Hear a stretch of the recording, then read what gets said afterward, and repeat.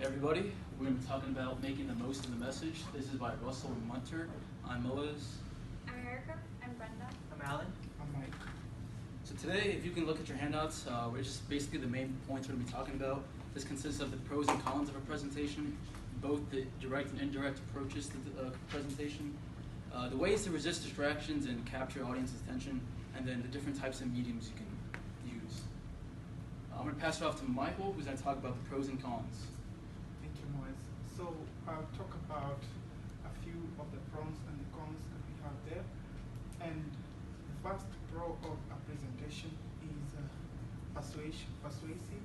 And this is when there is less audience participation when doing a presentation. And this also happens when there is a high content of information that is going to be delivered by the speaker. And this happens so that because the speaker has a high credibility, and I'll give an example of when an instructor is giving a presentation in class. The students are bound to accept the message by the instructor because they believe in the credibility of the instructor. And I'll also talk about how a presentation could build relationships, and this happens when there is a large audience participation. This happens when the speaker and the audience are interacting actively. That means they're asking questions and the instructor is answering the questions.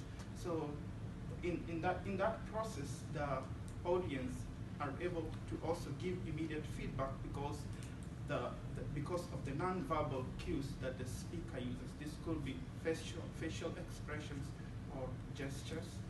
And also, this enhances the credibility of the speaker, because the more that the speaker talks about whatever content that the speaker is talking about, then the audience, because they are participating actively in that presentation, then they're bound to ask questions, and this will also improve the presentation that the speaker is doing.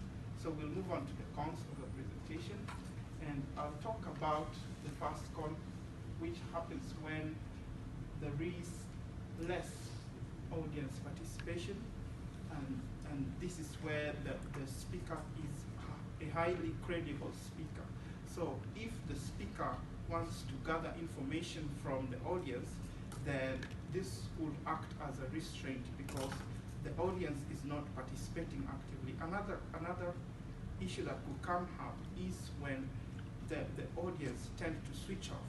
Probably they turn to their phones because they are not following actively what the speaker is talking about. And I'll also talk about when the audience is participating actively, and the con to a presentation that is done when the audience is participating actively could be there could be constraints when there has to be they have to look for a hall or a room like we have right now, and this could come at a cost. Sometimes you have to rent a facility for you to do a presentation, and this could also bring about scheduling costs, because I believe the speaker and the audience have their own stuff that they do other than the presentation that has brought them together. And the final con that I'll talk about is when there is a large audience participation and the information that is being delivered is of a high content. And if the speaker is not very careful of what he or she says, then this is going to work against the speaker because it's going to hurt their credibility. So poor choice of words could hurt the credibility of a speaker. So I'm going to turn this over to Moaz, who will talk about the different approaches to a presentation. So there are two main types of approaches when you look at a presentation or speech or anything, basically. If you look at this graph, it basically relates the audience attention span in respect to the time. So basically right now, I'd say we're probably towards the downward slope where most people are kind of branching off on their phones, whatever it is. Whereas in the beginning, most of you guys were paying attention. And that's just human nature. I mean, of course you can pay attention more, but overall that's like average. So basically the direct approach, it follows that, in which it says, okay, the audience attention span is the highest, so let's put all the main points in the beginning, as we did with our handouts and the main points, and then as the attention kind of dips down, we talk about the details, it gives some of the whys and whens. Now towards the end we'll summarize and conclude. So this usually works the best. You will use this most of the time when a business meeting, most, et cetera, et cetera. It saves time and it's the most effective. In comparison to that is the indirect method. This is only, honestly, you should only use this when you're conveying bad news, or for whatever reason, your boss or whoever you're speaking to is most likely going to disagree with you. So honestly, you want to start with like really main points right from the start, especially when they're going to not agree with you. So talking about the details first, and then slowly building up to the conclusion so you can persuade them. This also works well when there's cultural differences. You might not want to be so aggressive in the beginning or assertive in the beginning, so that might be some cultural problems. Chunking also works best with the direct method because it allows you to group the way you, like certain topics, like we have different topics that we're going to talk about. We group them in certain ways so we keep the retention high. So the next thing we're going to talk about is the resistance strategies. I'm going to pass it off to Alan for that. Thank you, Moaz. So before I started, just a quick survey. How many of you here have been to a presentation where you just cannot focus, and by the end of the presentation, you barely even remember anything? Yeah, so most of you have been there, and hopefully our presentation is not one of those. But so on average, the audience attention span usually goes between 5 to 10 minutes, and most of the time it's actually lower than that. And 10 minutes right after the presentation, the audience, they usually can only remember 50% of the information.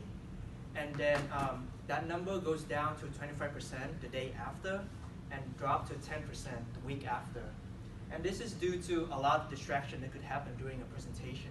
For instance, they might get a text message, the person next to them start talking, the room temperature could be too low, it could be too high, or they should simply think about what to have for dinner tonight. However, you can expand that 5 to 10 minute attention span into a 20-minute optimal attention span by pinching the audience interest. And here I have 6 strategies for you to do that, and they're called RESIST, which stands for relevance, emotion, surprise, inclusion, senses, and tension. So let's start off with relevance. When you prepare for your presentation, try to always ask yourself, what is in it for the audience? How can they be better off from attending your presentation? And how is the information that you're going to present going to be related to them? And moving on to emotion, so you can incorporate emotional strategy into your presentation by sharing a personal story. Try to invoke some kind of emotion within the audience so that your presentation can be more memorable. Strategy of surprise, and this is a really common strategy that we often use. You can do strategy of surprise by providing a counterintuitive fact or a shocking statistic to get the audience attention. And moving on to inclusion. Inclusion may sound like relevance, but it has more to do with engage the audience into your presentation. So you can do this by asking the audience to solve a problem, create some kind of activity for them to interact within each other, or between them and yourself, the presenter. And moving on to senses. So you can use a senses strategy by bringing in visual aid that they can touch, they can feel, or they can smell. And by engaging all of the senses, you can get their attention and again make your presentation more memorable. And the last strategy is tension. So by creating tension, once again, you can get their attention.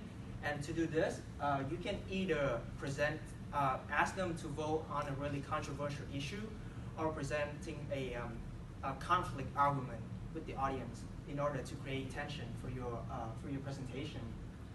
And at the end of the day, you don't have to incorporate all 6 of them into your presentation, because it really depends on your presentation.